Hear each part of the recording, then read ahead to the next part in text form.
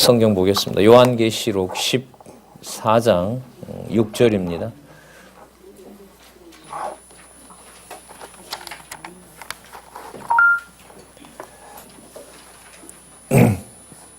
요한계시록 14장 6절 제가 읽어보겠습니다. 또 보니 다른 천사가 공중에 날아가는데 땅에 거하는 자들 곧 여러 나라와 족속과 방언과 백성에게 전할 영원한 복음을 가졌더라. 그가 큰 음성으로 가로되 하나님을 두려워하며 그에게 영광을 돌리라. 이는 그의 심판하실 시간이 이르렀음이니 하늘과 땅과 바다와 물들의 근원을 만드신 이를 경배하라 하더라. 또 다른 천사 곧 둘째가 그 뒤를 따라 말하되 무너졌도다 무너졌도다 큰 성 바벨론이여 모든 나라를 그 음행으로 인하여 진노의 포도주로 먹이던 자로다 하더라. 18절까지 읽었습니다. 우리 교재를 좀 참조하도록 하겠습니다. 박용기저 성경강론 18권 9758페이지에 보시면 14장에 요한계시록 14장에서부터 16장까지 무슨 내용이 나왔는지 성경을 근거로 제목을 붙였습니다. 최종 심판에 대한 예고 이렇게 나옵니다. 이렇게 4번이잖아요. 그죠? 최종 심판에 대한 예고 이렇게 나옵니다. 자, 이거죠.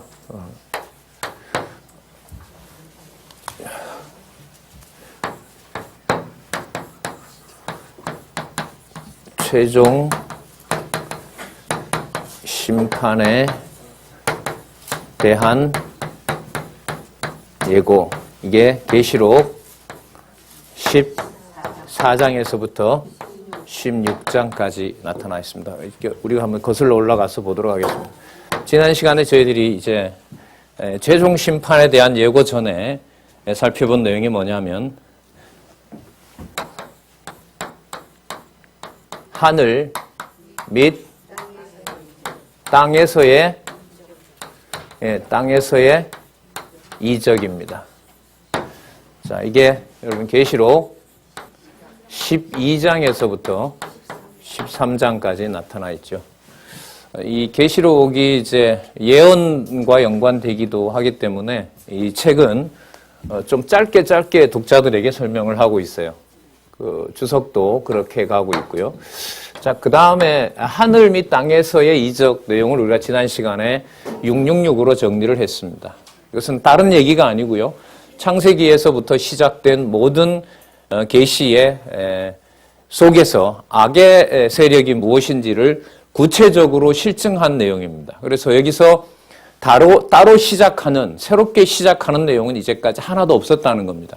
그게 요한계시록을 출발할 때 굉장히 중요한 사안입니다. 그러니까 이제까지 언약한 내용들이 성취되는 마지막 성취가 요한계시록이기 때문에 요한계시록에서 뭔가 새롭게 시작한다고 하면 요한계시록도 하면 또 뭐가 나와야 돼요?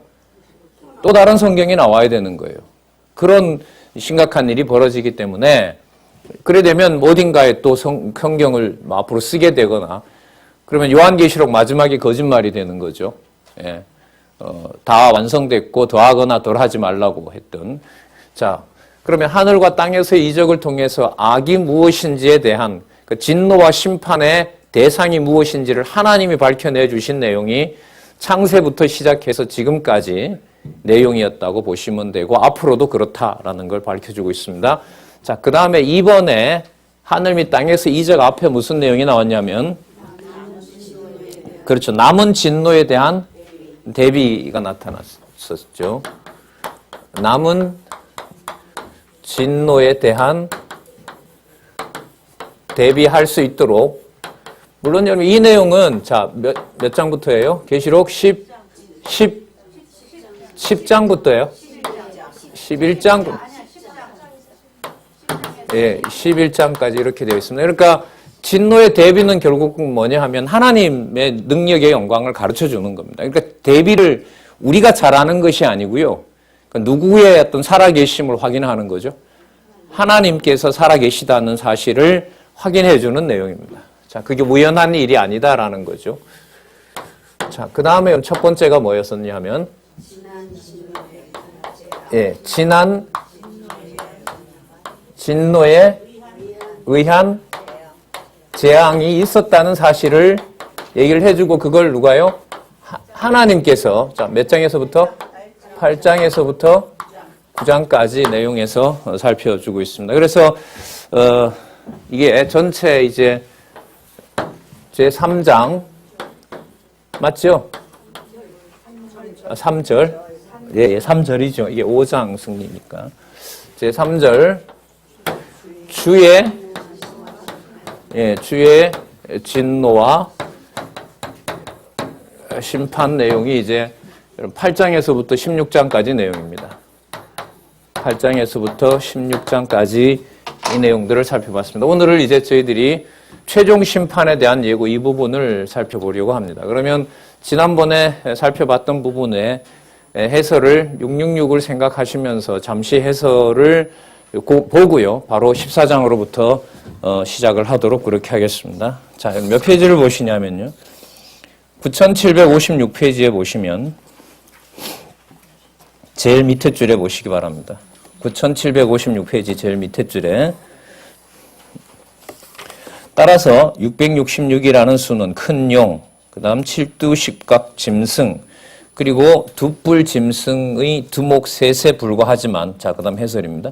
이들 짐승에 속한 작은 짐승들이 수없이 많이 나타나게 된다. 자, 결국 그 수는 큰 붉은 용, 그 다음 이제까지 나타났던 모든 제국과 연계되어 나타난 로마 제국의 황제들, 이렇게 되죠. 그 로마 제국 때에 누가 오시냐면 만왕의 왕 만주의 주가 오시기 때문에 그분이 뭐로 오시는 거죠? 진노와 심판주로 오시는 거죠. 지금 그걸 설명하고 있는 겁니다.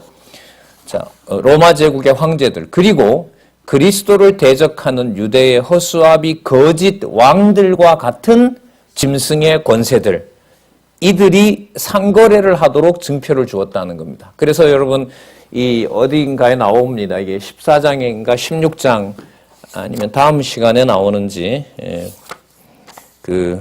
이게 다음 시간에 나옵니다. 그러니까 17장에서부터 22장까지 내용이 주의 승리와 왕국이죠. 이것도 한번 적어 놓고 볼까요? 자, 이게 여러분 제 3절이고요. 제 4절이, 자, 몇 장부터죠? 계시록 17장에서부터 22장까지 내용의 제목이 뭐냐면 주의 승리와 왕 3대 언약과 직결되는 개념이죠. 창세기와 딱 맞는 겁니다. 주의 승리와 왕국에 대한 내용에 가면 이 상고들이 여러분들 누구냐 하면요, 또 왕들이에요. 그러니까 전부 권세자들인 거예요. 여기 나타난 큰 붉은 용, 하늘에서 내어 쫓기잖아요. 그리고 내어 쫓겨온 이 세력이 땅에 와서 택한 백성들을 계속해서 괴롭혔던 거죠.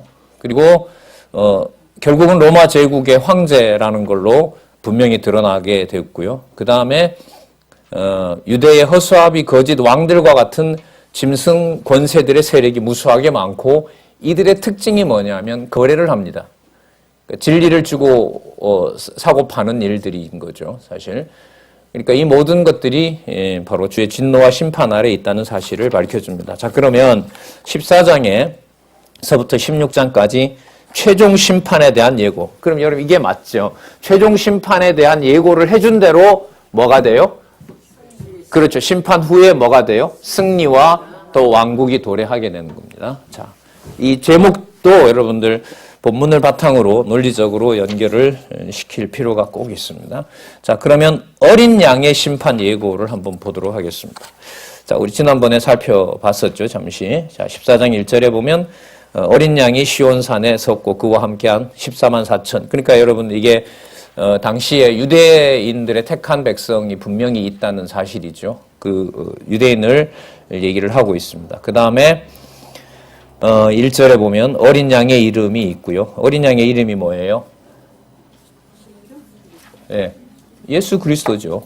그 다음에 아버지의 이름은 여호와. 그렇죠. 그러니까 이 부분들이 이 어린 양의 이름과 그 아버지의 이름이 이마에 있으니까요. 이게 한 이름이에요. 이게 같이 붙어 있고요. 떨어지질 않습니다. 그래서 요한계시록에 말하는 하나님은 성부, 성자, 성령 하나님이 분리가 되지 않는다는 거예요. 그러니까 계시하셨던 내용이 다 마무리되는 내용이 성취되는 내용이 요한계시록이에요.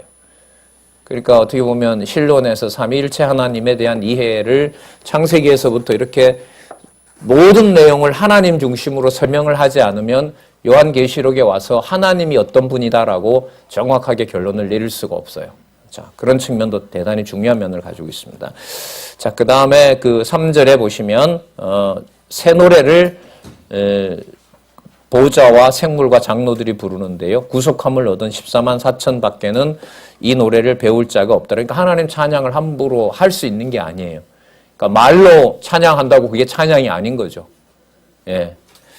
자, 이 비밀도, 중요하다고 할 수 있겠습니다. 자, 그 다음에 4절에 보면 어린 양이 어디로 가든지 따라가는 거죠.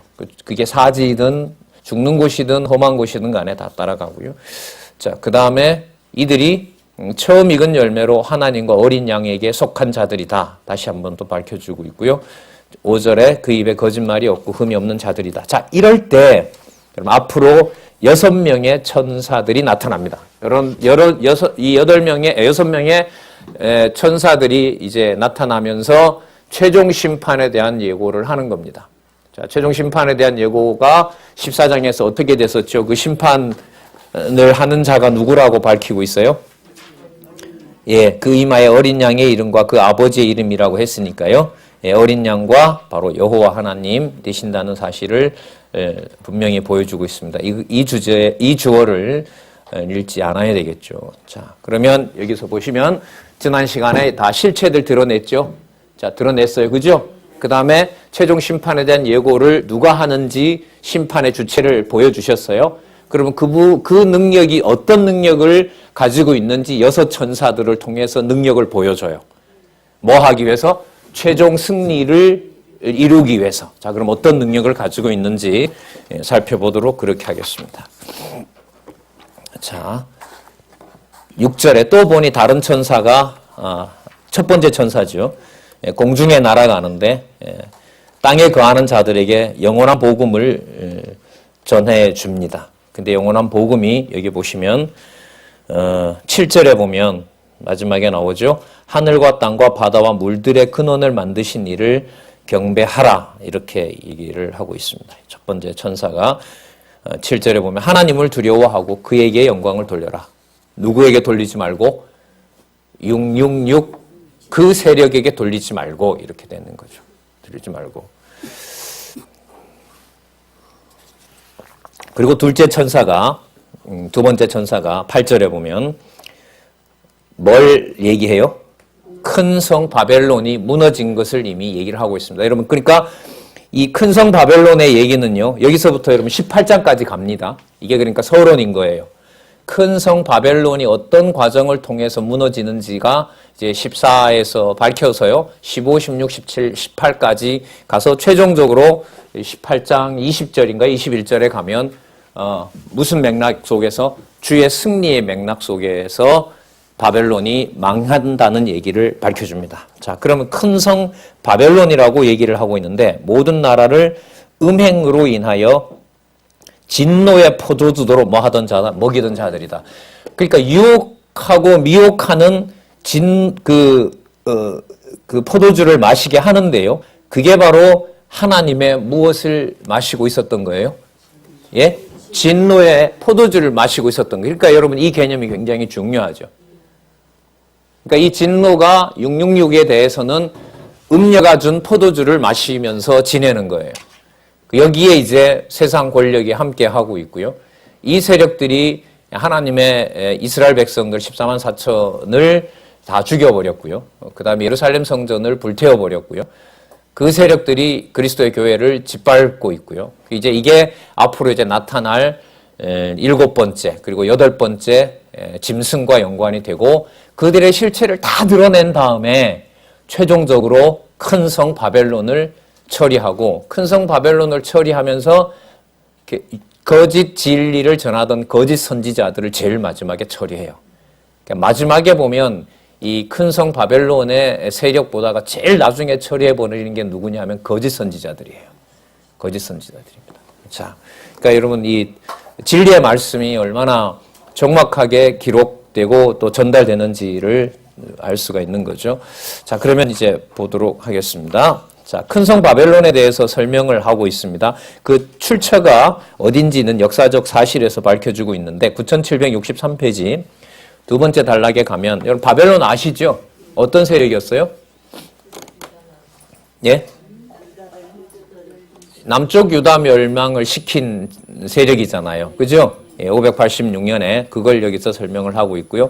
큰 붉은 용의 음녀 권세를 말합니다. 자, 참조로 여러분들 하나 말씀을 드리면 마태복음 하셨을 때 기억나실는지 몰라도 이게 이제 계시록이기 때문에 마태복음에 보면 여러분들 그 예수님의 족보가 나오죠. 그러면 거기에 어떤 얘기가 나오냐면 바벨론으로 이거할 때에 바벨론으로 이거한 후에 이런 말씀 나오죠. 그 바벨론의 실체가 여기서 드러났다고 해도 돼요. 근데 그 바벨론 세력이 뭐냐면 다윗 왕가를 이거한다 이 말은 뭐냐면 다윗 왕조를 끝장을 낸 세력입니다. 그래서 그 마태복음에 바벨론이 왜 나오는지도 성경신학을 통해서 계시록까지 정확하게 설명하지 않으면 이게 설명이 안 됩니다. 그런 설명도 없고요. 거기 왜 하필 왜 바벨론이 들어가느냐. 지금 이 실체를 드러내서 18장에 가서 다 정리가 되는 거예요. 자, 9절 볼게요. 셋째 천사가 뭐라고 얘기를 하냐면 만일 누구든지 짐승과 그 우상에게 경배하고 그 이마에나 손에 표를 받으면 그도 뭘 받는다? 하나님의 진노의 포도주를 마시리니 그 진노의 잔에 섞은 것이 없이 부은 포도주라. 그 진노의가 그만큼 강하다는 거예요. 그러니까 어떤 다른 여지가 없다는 거예요. 그 잔에는 전부 뭐밖에 없어요? 진노밖에 없는 그걸 음료들을 통해서 세상 사람들에게 먹이는 거죠.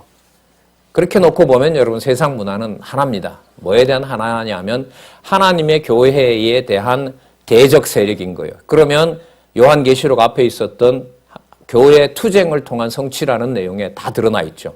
유대주의, 그리스도보다 높여놓는 거 맞죠? 하나님의 교회를 뭐 하는 거예요? 자기 용도대로 써먹으려고 하는 거. 그게 뭐죠? 세속주의예요. 그 여기서 말하는 진노의 포도주를 앞부분에 나왔던 개념이 뭐로 성취된 어떤 내용이 성취됐냐 하면 여러분 세속주의예요. 그 세속주의를 통해서 666이 설치면서 뭐 하고 있는 거예요? 온 세계를 쥐고 있는 거죠. 그래서 여러분들 뭐가 돼요? 적그리스도가 된 거죠. 그러니까 적그리스도는 진짜 여러분들과 제 몸을 만족시켜주는 많은 여러분 장치와 문명과 이런 거죠. 그걸 이제 하나님의 교회와 타협을 하려는 거죠.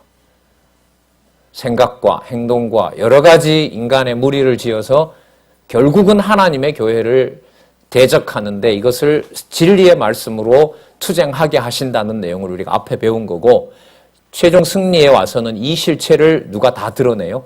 어린 양이고 어린 양 그리스도가 싹 드러내는 거예요. 그걸 우리가 분기점을 지나갔던 거예요. 이제 지난 시간에 여기에서. 여러 가지 어려운 내용들을 이렇게 정리하면 돼요. 이제까지 성경에 밝혀주지 않았던 거 하나도 있다 없다? 없다.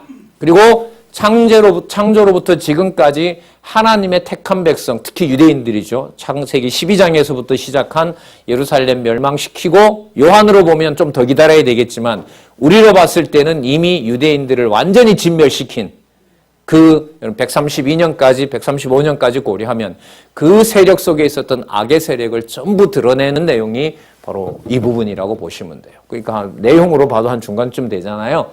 자, 여기에서 이제 누가요? 그리스도가 이제 등장하셔서 어린 양의 권세로 최종적 승리까지 가는 거죠. 그래서 우리 문화의 본질은요, 그 성경을 단지 가르친다, 안 가르친다라는 단순한 사실이 아니라는 생각이 들어요. 그러니까 한 사람이라도 예를 들면 차세대가 아니면 그 차세대는 뭐 가정교회를 다 포함하겠죠. 가정교회는 혈육이 물론 아닙니다. 예. 그럼 뭐 남편하고 부인이 있다 남편이 죽으면 가정교회가 붕괴됐냐요? 그런 말이 아니란 말이죠. 그 혈육 관계를 넘어선 주의 말씀으로 한두 사람이 함께하는 그 교회, 그 모든 교회에 전해지는 진리, 그 진리를 요한계시록의 이 눈으로 보면은요, 한 사람이라도 남아있는 것과 아닌 것의 차이는 진짜 이것이 하나님의 진노인 건지 버린 것인지 이 지상에서 그런 심각한 상황이 되는 겁니다. 예. 자, 볼까요? 10절이죠. 10절이 좀 길어요. 그도 하나님의 진노의 포도주를 마시리니 그 진노의 잔에 섞은 것이 없이 부은 포도주라. 거룩한 천사들 앞과 어린 양 앞에서 불과 유황으로 고난을 받게 됩니다. 그 고난의 연기가 세세토록 올라간다. 영원한 심판인 거죠. 짐승과 그의 우상에게 경배하고 그 이름의 표를 받는 자는 누구든지 밤낮 쉼을 얻지 못하리라. 자, 여기에 성도들의 인내가 있다 그러죠. 그죠? 여기서 하나님께서 잡아주지 아니하시면 어떻게 되죠? 진노의 포도주를 마실 수밖에 없는 거죠. 그러니까 진리의 말씀을 제대로 전하지 않음으로 해서 세상의 유혹으로 하나님이 진노 아래 가두어둔 포도주를 달콤하게 먹고 마시는데 그것인 줄도 모르고 세상을 부러워하고 세상의 진리에다가 맡기고 세상의 정보에다가 내 자신과 지체들과 가족을 맡긴다. 이건 진짜 심각한 상황이 되겠죠. 물론 그것도 하나님께서 그렇게 몰아가면 방법은 없어요. 그러니까 여러분 이런 질문을 던지게 돼요. 왜 이제까지 이렇게 한국 교회를 망쳐놨던 제가 볼 때 두 가지가 있는데 80년대 이후에 오순절 신학이에요. 기복주의 신앙. 진짜 그게 여러분들 뭐냐 하면 하나님의 이름을 부르면서 진노의 포도주 마신 거예요. 새벽부터 여기 나와서 울부짖으면 그 많은 재물을 준다고 그렇게끔 여러분들을 유혹하고 미혹한 거 아니에요. 그러면서 거기서 나왔던 시간과 재물을 다 자기네들이 지금 착복해 놓고 있는 거고요. 그리고 지금 와서 그 말을 안 들으면 여러분들 살 수 없게 되는 거 아니겠습니까? 여러분 지금 지난주에 엊그제도 들었습니다만 과거에 강남로에 있던 어떤 교회도 지금 돈 때문에 문제가 돼서 지금 인터넷에 올라오고 그런 거 보면 그러니까 재물에 대한 유혹으로 하나님의 진노의 포도주가 한국 교회에 임했다. 이거는 분명한 진단이에요. 그 무렵에 요한계시록이 또 하나 역할을 한 거죠. 그러니까 기복주의를 가르치면서 며칠 날 오니까 그때까지 안 내면 너 망한다 이러는 거예요. 그러니까 사도행전에 나타난 성령의 역사를 가지고 성령을 내가 안 주면 못 받는다라고 해서 속였고요. 그걸 새벽부터 울부짖으라고 데리고 온 거고요. 데리고 와서 시간과 재물을 다 뺏어갔고요. 그 다음에 마지막 시간을 얘기를 함으로 해서 거짓말을 하는 거죠. 그때 가서 똑바로 안 하면 그때 14만 4천에서 삭제된다. 그래서 여러분 이런 맥락에서 요한계시록이 창세기에 근거를 두고 요한계시록에 있는 어떤 내용도 새로 등장하는 내용이 없다는 내용을 증명한 여러분 성경 강론집의 요한계시록 강론은 진짜 중요한 거예요. 더 이상 미혹과 더 이상 거짓 진리가 설치지 못하도록 투쟁하게 하시면서 무엇을 보장한 승리를 보장한 사건이라고 보시면 돼요. 여러분들과 제가 믿든 안 믿든 하나님의 약속은 이루어져요. 단지 고마운 것은 또 감사하고 또 바라는 것은 이 내용에 대해서 밝혀준 것이 맞는지 아닌지를 더 검토하는 일이 저희들뿐만 아니라 다음 세대도 계속 이어졌으면 하는 것이 마지막으로 가질 수 있는 바람이겠죠. 그래서 요한계시록은 한국 교회에서 특히 많은 일들이 벌어졌었고요. 지금도 벌어지고 있는 상황이고 이걸 정확하게 성경에 근거해서 언약과 성취 섭리사로 풀었다는 것은 이건 사건입니다. 사건이에요. 자, 하나씩 그럼 더 확인해 보도록 합시다. 과연 정말 그런지 아닌지. 자, 12절 성도들의 인내가 여기 있나니 저희가 잘 보세요. 하나님의 계명과 누구에 대한 믿음을 지키는 자들이라. 이 성경 아니에요. 말씀 아니에요. 그러니까 이 말씀 없으면 다 미혹에 넘어가는 거죠. 여러분 이 음녀가 하는 짓이 꼭 뭐하고 똑같다고요? 어린 양이 쓰고 있고 있는 면류관을 똑같이 쓰고 있고 짐승들도 그렇게 쓰고 있고요. 예.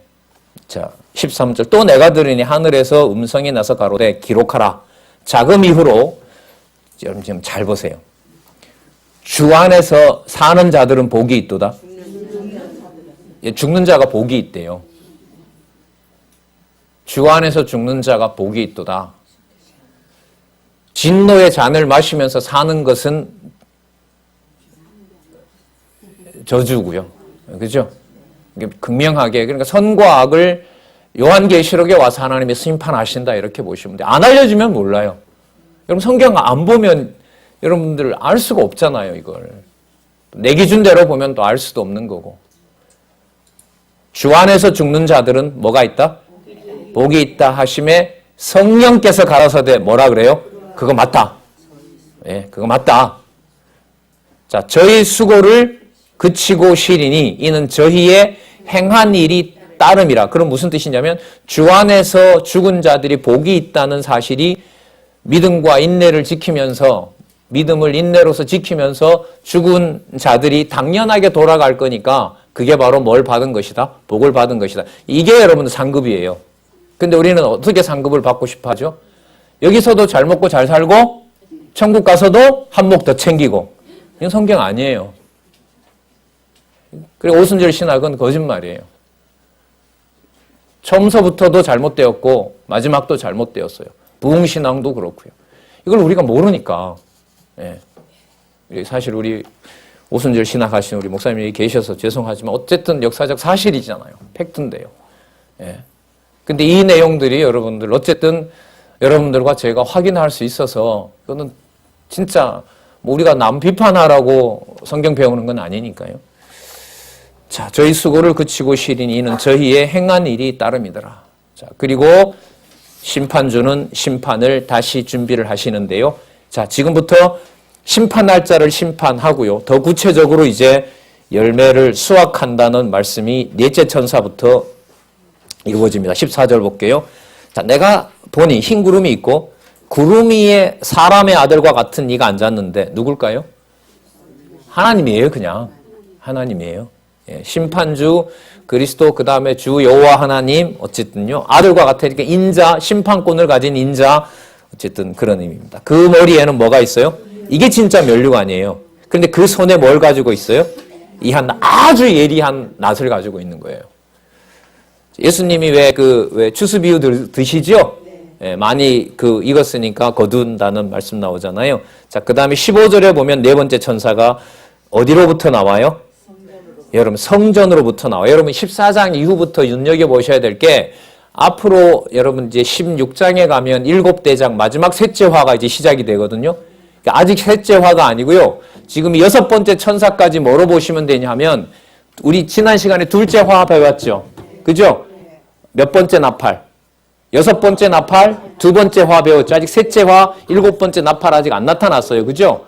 그 나타나기 전에 지금 14장에서 여러분들 뭘 밝혀주냐 하면 어린 양의 권세, 하나님의 권세가 얼마나 크고 심판을 준비를 당신이 하고 있다는 사실을 6명의 천사를 통해서 보여줘요. 그 능력을 가지고 뭘 쏟기 시작해요? 7개의 대접을 쏟아내는 것이 바로 뭐냐면 승리예요. 그러면 여러분 인과 나팔과 대접이라는 게 여러분들은 뭐와 계를 같이 해요? 주의 영광의 권세에서 인대고요. 그 다음에 주의 진노와 심판에서 나팔을 불고요. 그게 다 이루어지고요. 주의 영광과 승리에서 뭐예요? 7 대접을 쏟는다는 거예요. 그래서 7 인과 7번째 인이 첫 번째 또 나팔과 첫 번째 나팔이 또 7의 마지막 7번째 나팔이 마지막 대접으로 7개 쏟아지는 거 다 연동이 되어 있고 연관이 되어 있어요. 왜? 같은 하나님이 하시는 거니까. 그 구조로 요한계시록이 기록이 되어 있어요.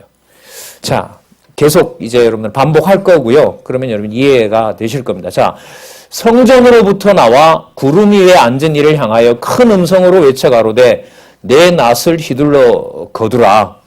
이걸 이제 번역이 좀 우리 용어가 너인데요. 그 하나님 심판주 보고 너라고 하진 않고요. 그래서 다른 번역을 찾아보면 당신의 낫을 가지고 거두십시오 이렇게 돼요. 그러니까 여기서 이걸 이제 보면 만약에 천사가 그 거룩하신 이 보고 명령하는 이게 말투거든요. 그게 아니고 당신이 능력을 가진 분이니까 당신께서 거두십시오. 이렇게 번역을 한 데도 많습니다.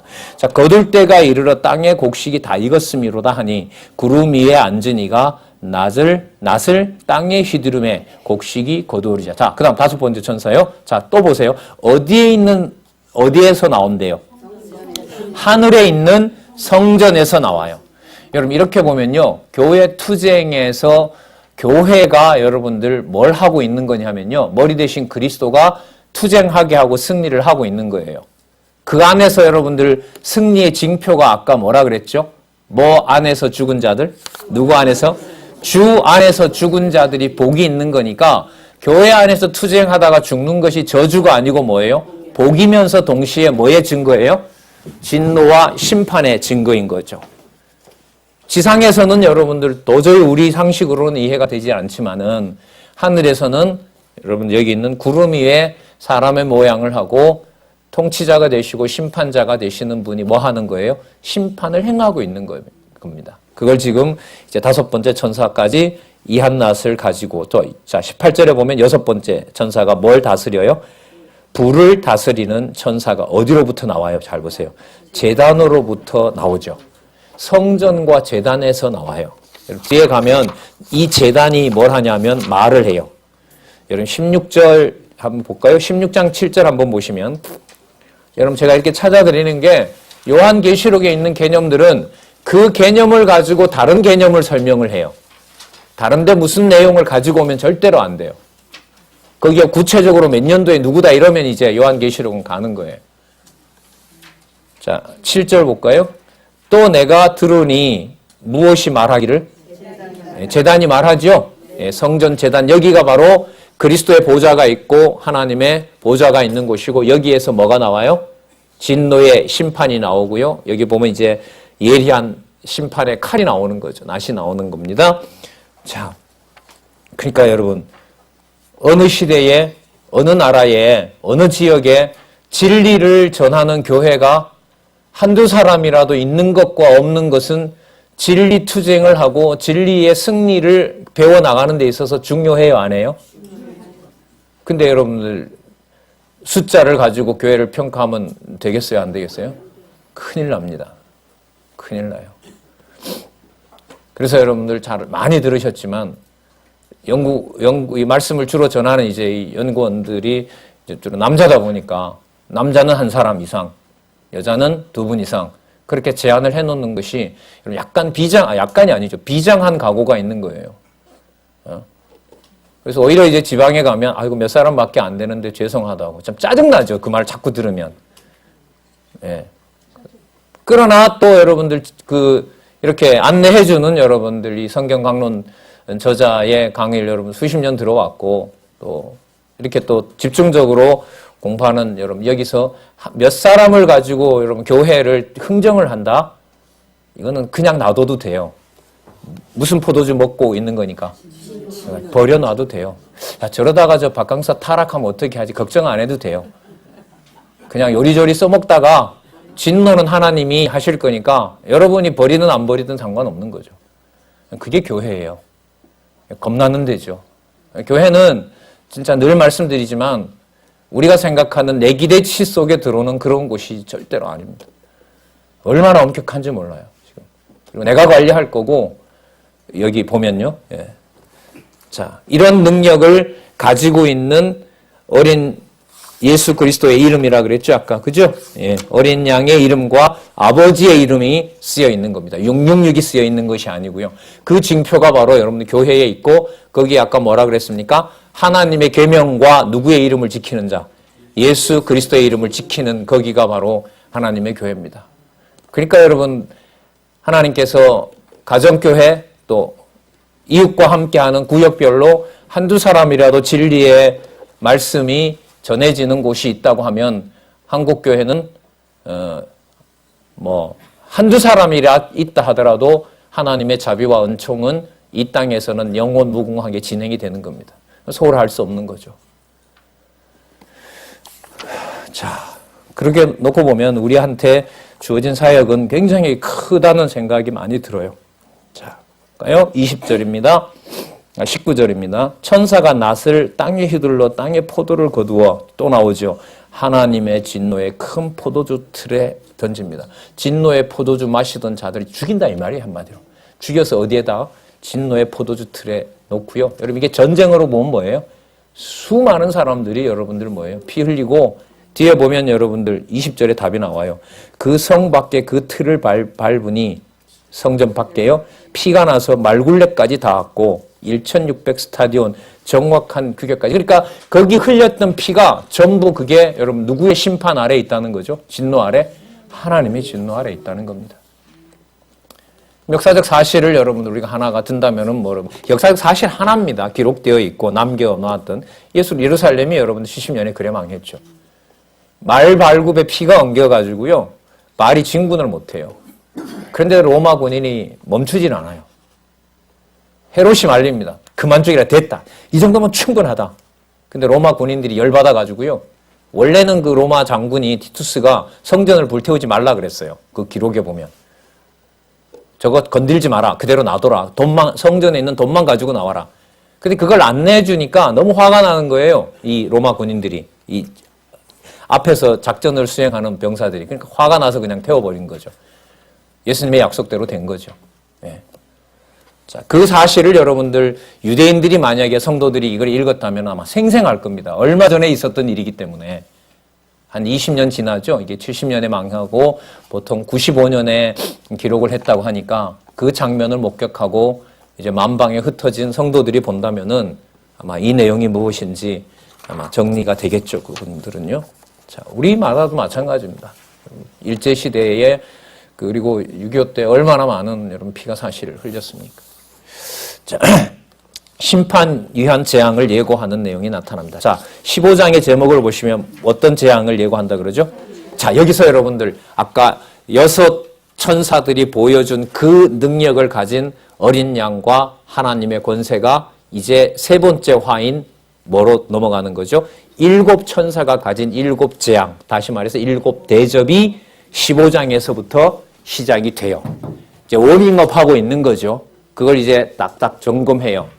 점검하면서 모든 그 세력들을 여기서 다 모이게 해요.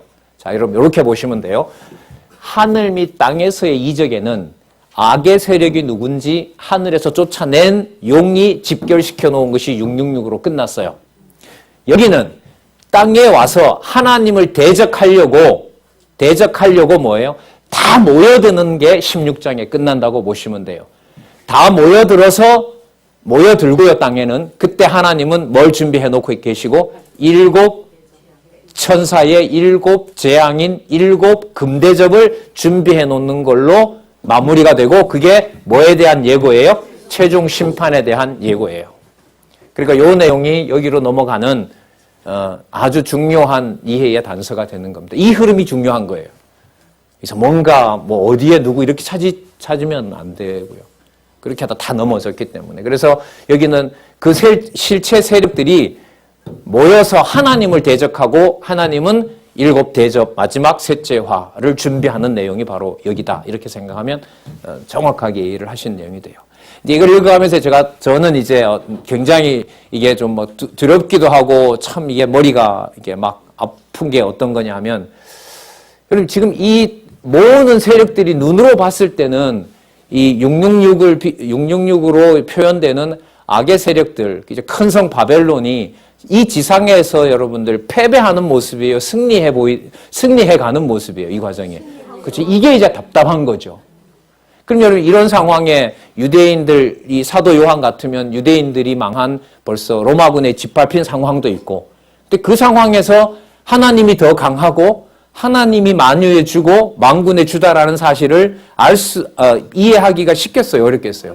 어렵죠. 근데 우리는 아까 굉장한 답을 이미 얻었죠. 주 안에서 죽은 자가 뭐 하도다? 예, 복되도다. 예, 이게 나와 있어요. 답이 나와 있어요. 그러니까 이 과정에 그게 무엇이다고요? 복이다라고 이미 정의를 하고 있고, 이 자들을 드러내는 것은 마지막으로 심판하기 위해서 내가 드러내는 과정이다라는 거죠. 근데 드러내서 세력을 얻어서 활동을 하면 하나님의 교회는 힘들어요? 아니면은 편안해요? 무지무지 힘든 거죠. 그러니까 오죽하니 여러분 그 순교자들마저도 빨리 좀 처리하라고 기도하잖아요. 좀 쉬어라. 내 때가 정해져 있기 때문에 그렇다는 거죠. 그러니까 여러분들 창세전에 정하신 뜻대로 한다라는 내용이 강론집의 중요한 단서잖아요. 성경을 하나님의 말씀을 읽어나갈 때 항상 전제해야 되는 것이 창세전 연약하신 대로 이루어 가신다. 이게 전제거든요. 근데 요한계시록에 보면 그 때가 진짜 누가 원하는 때가 아니에요. 예? 진짜 누가 원하는 방식이 아니에요. 그렇죠.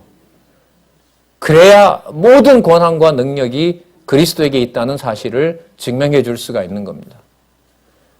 근데 이제 우리 세대에 우리 여기 어른들도 계시지만 우리 북한에서 이제 목숨을 여러분 경각간에 그런 위협 속에서 오신 우리 장로님들도 계시지만은 어쨌든 우리에게 주어진 시대는 너무너무 편안하게 선명하게 공부할 수 있는 세대가 있는 거죠.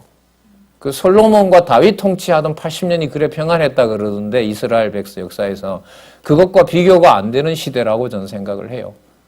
여러분들과 저에게 주어진 여러분 2000년이라는 어떤 이 앞뒤의 시간들은 자 볼게요. 이제 시작이 됩니다.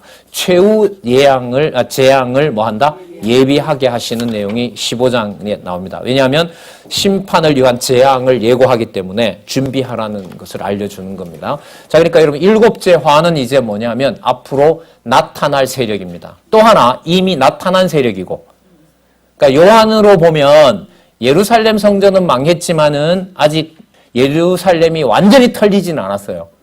왜냐하면 135년에 가야 털리니까. 그러나 우리로 봤을 때는 이미 뭐가 된 거예요? 끝났고 유대인들이 방황했고 예루살렘 회복이 시작이 된 시점에 저희들이 살고 있어요. 예루살렘 시점. 여러분 잘 아시는 제3차 중동전쟁의 중요한 게 뭐냐면 예루살렘 지금 수도로 왜 그 미국 대통령이 발표한 거 있죠. 사실 그 땅을 언제 회복했냐면요. 1967년에 그 땅을 빼앗았어요. 이스라엘이. 그런데 무슨 이유였는지 그 땅을 접수를 안 해요. 그리고 거기 세워놓던 돔을 쓰라 그래요. 아랍 사람들한테. 쓰라고 하면서 지금까지 계속 뭐라고 얘기를 해왔냐면 저것은 우리 수도다. 저것은 언젠간 우리가 가져갈 것이다. 그러니까 그게 여러분들 이스라엘이 조정하는 것이 아니라 누가 조절한다는 거예요. 하나님이 때를 조정하는 거예요. 그게 왜 그랬을까? 답이 안 나오죠. 세상 역사에서는. 참 묘한 시대에 살고 있습니다. 여러분들과 저요. 자, 한번 보도록 하겠습니다. 마지막 재앙이라 하나님의 진노가 이것으로 뭐 한다? 마치게 된다. 자, 볼게요. 자, 여러분 여기서 하나님의 진노가 이것으로 마친다 이러면서 지금 이 15장 이후로 앞부분도 그랬지만요. 눈여겨 우리가 살펴봐야 될 부분이 뭐냐면 사건을 얘기하고 반드시 이 권세가 누구 건지를 꼭 확인해요. 꼭 확인해줘요. 교회 승리는 그야말로 머리 대신 그리스도, 어린 양, 만왕의 왕, 만주의 주, 이 개념을 계속 확인해 주는 것이 계시의 목적이라고 보시면 돼요. 자, 2절에요. 또 내가 보니 불이 섞인 유리바다 같은 것이 있고, 자 여기 보세요. 짐승과 그의 우상과 그의 이름의 수, 이게 여러분 아까 13장에서 다루었던 바로 666이라고 보시면 돼요. 다 실체들이 드러났잖아요. 수를 이기고 벗어난 자들이 유리 바닷가에 서서 하나님의 검은고를 가지고, 자, 14장 2절에 검은고 탔던 찬양이 나온 적이 있습니다. 예, 검은고를 가지고 여러분 3절 잘 보세요. 하나님의 종 누구의 노래? 모세의 노래. 자, 그 모세의 노래가 누구 노래라 그러죠? 어린 양의 노래를 불러 가로되. 여러분들 이스라엘 백성들 뭐 때문에 살았죠? 이스라엘 백성들의 유월절 사건은 무엇을 통해서 살려준 겁니까? 어린 양의 피로 살려준 거죠. 그러니까 모세의 노래, 여러분 모세의 노래 이러면 여러분들 그 홍해에 이스라엘을 따라오던 애굽 백성들을 수장시키고 실제로 불렀던 아주 유명한 노래가 있죠. 그래서 계시록을 해석하는 사람들이 그것이 이루어졌다 이런 말들은 일반적으로 다 해요. 그럼 우린 그 부분만을 얘기하는 건 아닌 거예요. 하나님의 종 모세의 노래, 누구의 노래? 어린 양의 노래를 불러 가로되. 여러분 이거 중요합니다. 이거 전부 여호와로 바뀌어야 돼요. 이거. 주 하나님 곧 전능하신 이시여 하시는 일이 크고 기이하도다. 자, 이분이 누구냐 하면 만국의 왕이다. 그죠? 여러분 이게 17장 14절에 가면 어린 양에 대해서 만왕의 왕, 만주의 주라고 표현해요. 그러면 뭐와 뭐가 분리가 안 돼요? 15장에서 말씀하시는 주 여호와 하나님은 17장에 가면 어린 양이 만왕의 왕, 만주가 되기 때문에 하나님에 대한 이해가 사역을 통해서 최종적으로 성취되면서 하나님이 누구인지를, 여호와가 누구인지를, 예수 그리스도가 누구인지를 분리 없이 하나님의 모든 영원하신 속성을 묶어서 최종적으로 정리하고 있는 내용이 요한계시록이에요. 요한계시록을 순서대로 공부를 안 해서 요한계시록만 읽으면 신론이 왜곡되게 돼 있어요.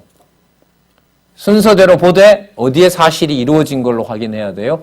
창세기에서부터 진행되어 왔던 약속이 이루어진 걸 확인해야 왜곡되지 않는 신관이 정립될 수 있는 겁니다. 자, 그럼 더 볼까요? 만왕의 왕이시오. 누구의 길은? 주의 길, 여호와의 길이 의롭고 참되십니다. 4절. 주여, 누가 주의 이름을 두려워하지 아니하며. 자, 주의 이름 뭡니까? 여호와의 이름 이렇게 되죠. 그러니까 이걸 해석을 이렇게 하면 되겠죠. 여호와라는 이름을 이렇게 보면 돼요. 이름을 두려워하지 아니하며 영어롭게 하지 아니하오리까. 오직 주만, 여호와만 거룩하시니이다. 여호와의 의로우신 일이 나타났음에 만국이 와서 누구에게? 주께, 주 여호와께, 여호와 하나님께 경배하게 됩니다. 이게 여러분들 재앙을 예비하는 목적인 거예요. 왜냐하면 이 재앙과 함께 세상에 쏟아지는 재앙은 진짜 무섭거든요. 7 금대접을 쏘게 되면 그 사이에서 이걸 견뎌내는 것은 사람의 능력으로 못 견뎌내거든요. 아까 여러분들 이 진노의 포도주 안 마시고 또 살 수 없어요. 그러니까 그 세력 속에 있지 않으면 여러분들 우리 삶 자체가 불가능해요. 그러니까 삶 자체가 불가능하다는 말은 666의 세력과 타협하지 않다가 뭐 하는 수밖에 없어요? 죽는 수밖에 없죠. 그러니까 하나님이 견디게 하지 않으면 어떻게 견디겠어요? 그러니까 그 장면이 나타나기 때문에 뭐라고 미리 얘기를 해줘요? 대비를 하게 해요? 그 상황에도 내가 살아있다, 죽었다. 분명히 살아있고 능력을 가진 자라는 걸 알려주고 있는 겁니다. 그럼 교회는 사실 가장 큰 복이 뭐냐면 하나님의 능력을 드러내는 시점이다. 그 사건이 일어났다. 그럼 그게 가장 중요한 하나님 살아계심을 보여주는 역사인 거죠. 저희들이 큰 재산 덩어리를 가지고 거기에 마음을 두지 않고 성실하게 자기 일과 진리 공부를 해나간다는 것이 진짜 천만다행이고 너무너무 감사하고 고마운 일인 거죠. 진짜 많은 분들이 그래요. 이 경우가 안 생겼으면 내가 성경을 내 눈으로 확인했겠느냐. 예, 맞아. 예, 우리 권사님들. 안약 넣으면서 강론집 읽고 하는 거 여러분들 이게 어디 세상에 가능하겠어요? 누가 시키겠습니까? 자, 여러분 그래서 항상 그 맥락에 누구의 이름을 꼭 기억시켜주고 간다? 여호와 하나님, 어린 양의 권세. 자, 예, 우리 50분 됐네요. 우리 15장 5절에서부터 우리 한잔 하시고요. 이제 어떻게 마지막 금대접 7으로 향하여 가고 있는지 살펴보도록 그렇게 하겠습니다.